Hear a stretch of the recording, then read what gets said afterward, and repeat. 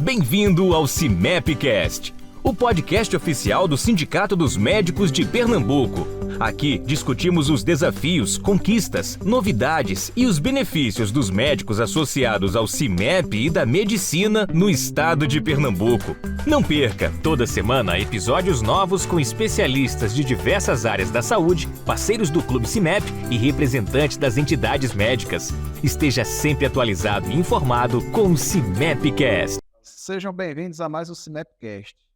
No episódio de hoje abordaremos documentos médicos, mais especificamente prontuário médico.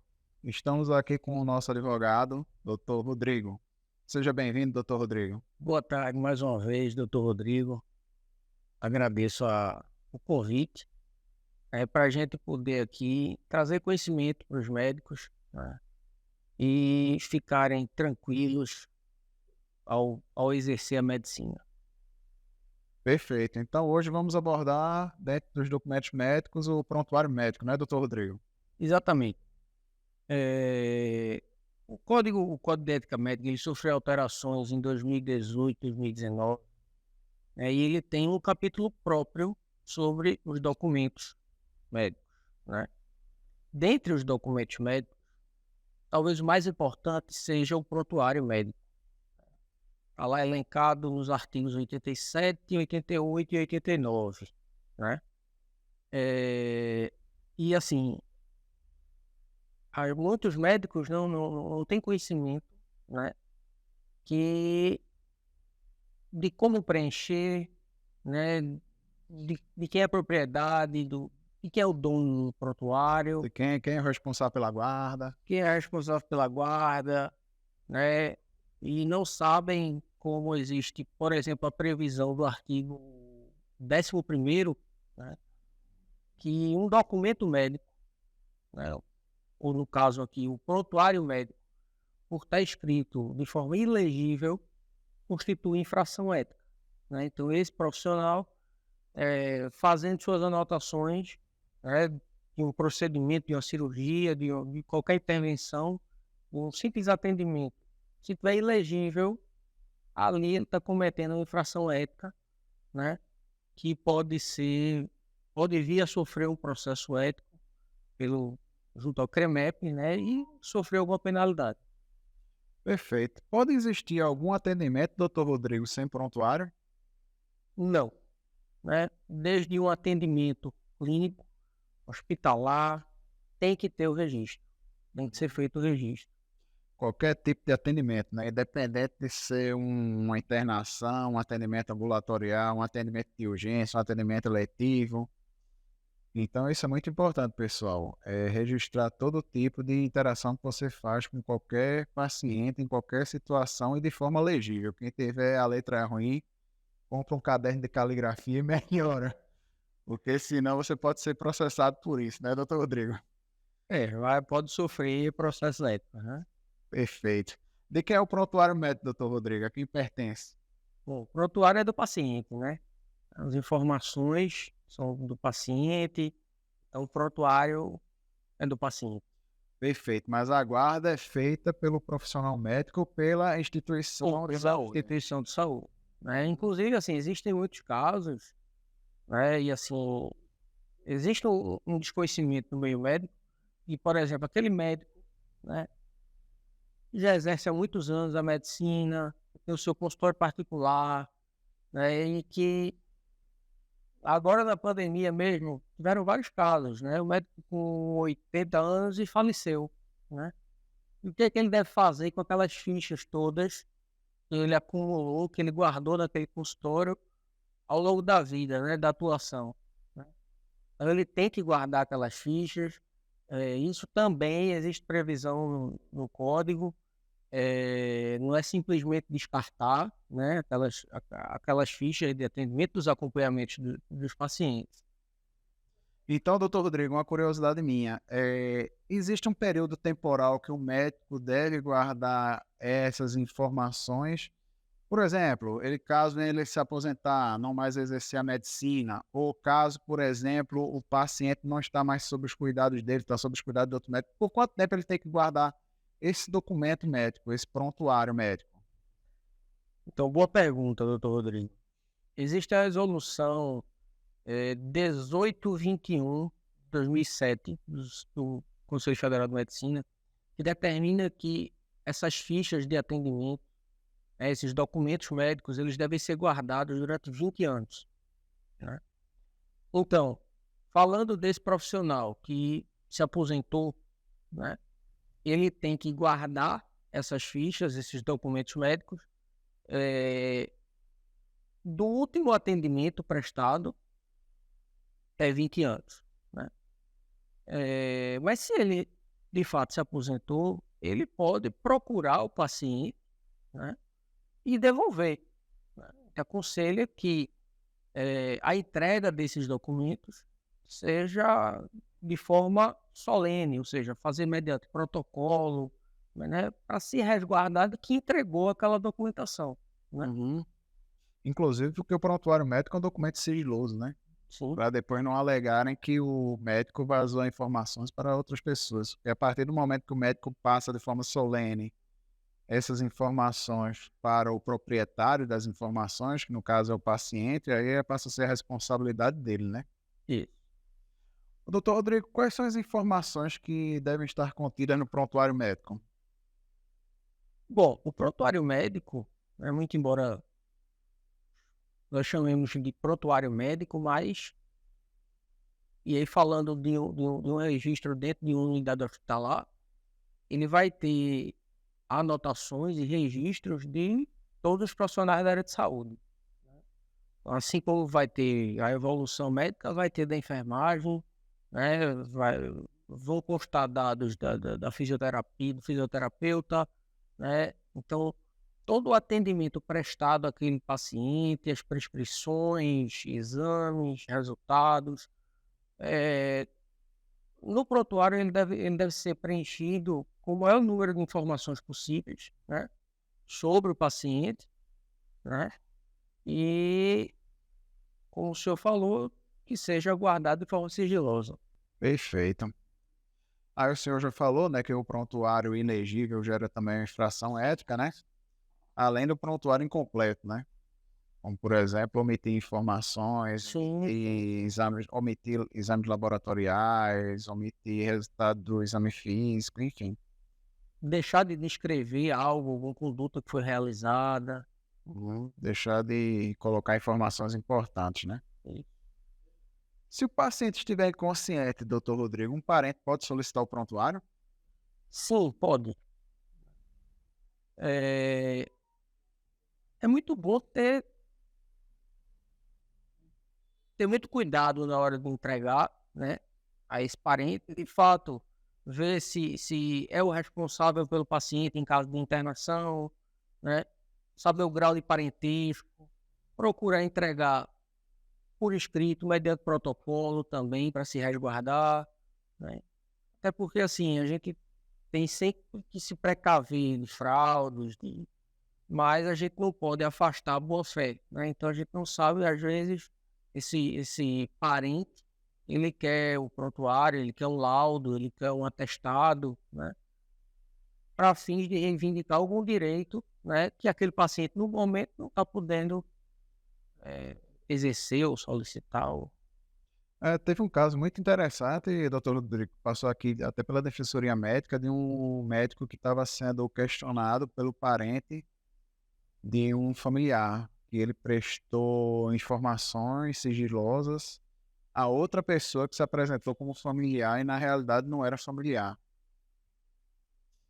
E aí o familiar, de fato, estava entrando com uma ação contra esse médico por ter prestado por telefone informações a uma pessoa que não fazia jus àqueles dados do paciente que estava internado. Aí a gente volta para a questão que eu disse, né, de ter muito cuidado quando vai passar essas informações, né, e aí, assim, se é um parente, né, que o médico, por exemplo, ele já acompanha aquele paciente há alguns anos, sabe quem é a esposa, ou o primo, ou o irmão que acompanha aquele paciente dele, né, já é do consultório, já faz anos, e ele tem contato com essa pessoa, né, tudo bem, mas numa situação que você não conhece a pessoa, eu orientaria a entregar pessoalmente, né?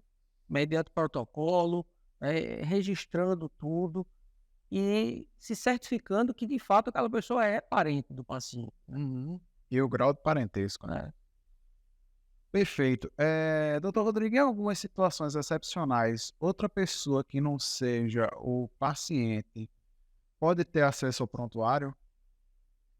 Não só o prontuário, mas todos os documentos médicos, né? E aí, documentos médicos, leia-se laudos, atestados, né, ficha de atendimento, prontuário, todos os documentos médicos. E, sim, quando solicitado, por exemplo, por via judicial, né? É muito comum em processos judiciais que investigam, por exemplo, pedidos de aposentadoria, né? E o magistrado solicite, né, um problema lá, teve um trauma, teve um problema ortopédico e solicita lá o prontuário do paciente no hospital para saber o que foi feito, se está batendo com a história que ele está contando. Então, assim, por determinação judicial, sim, sempre. E também, quando solicitado pelos conselhos regionais de medicina, né, aqui em Pernambuco, no caso, o CREMEP, até pelo Conselho Federal de Medicina, né? Entendi. Então, no caso, a determinação judicial se sobrepõe ao sigilo profissional, né? E aí o médico se vê obrigado a entregar a cópia dos Então, prontuários solicitados pelo juiz. não é que a decisão judicial, que o magistrado se sobreponha, né? É, a questão é, para o magistrado, a depender do caso, aquela informação é importante, né? Não pela relação médico-paciente, mas pelo pleito que o paciente ou o parente está fazendo relativo àquele caso em específico, né? E em muitos casos, né, quando solicitados esses documentos, principalmente documentos médicos que envolvem procedimentos ginecológicos, né, via de regra, não conheço um caso que não tenha assim dessa forma, quando esses documentos são entregues, eles são gravados em sigilo.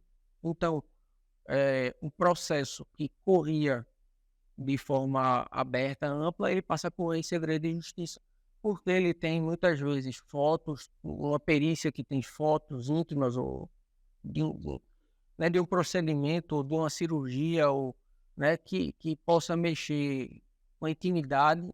Então, é gravado de sigilo e ali vai correr em sigilo, né?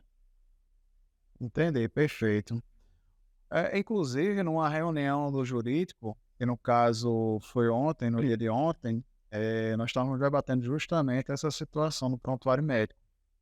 E tinha uma colega médica do interior que não mais atendia numa clínica popular e o questionamento dela foi se ela poderia ter cópia desses prontuários.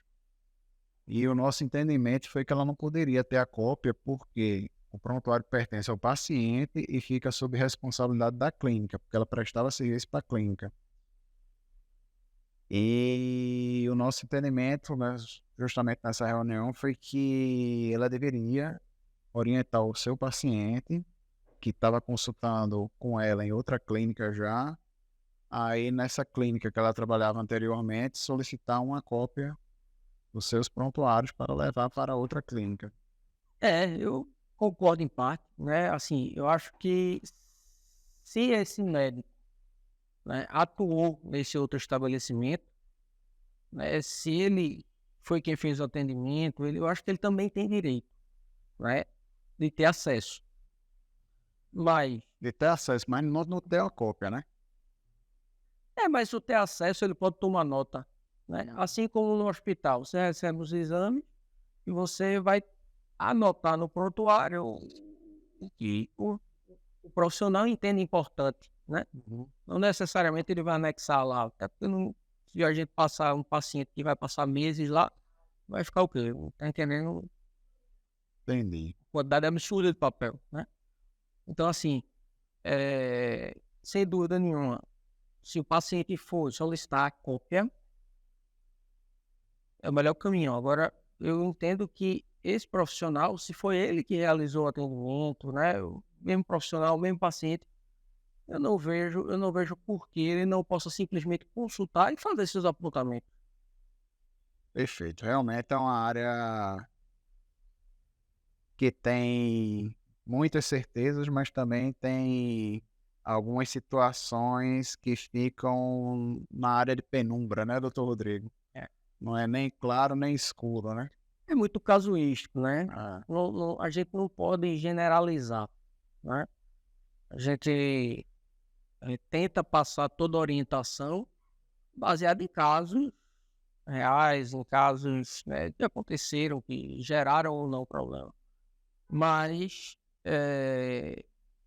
sem dúvida nenhuma, é muito mais seguro analisar caso a caso, né? E é por isso que a gente está aqui disponível, né, para atender os médicos, né?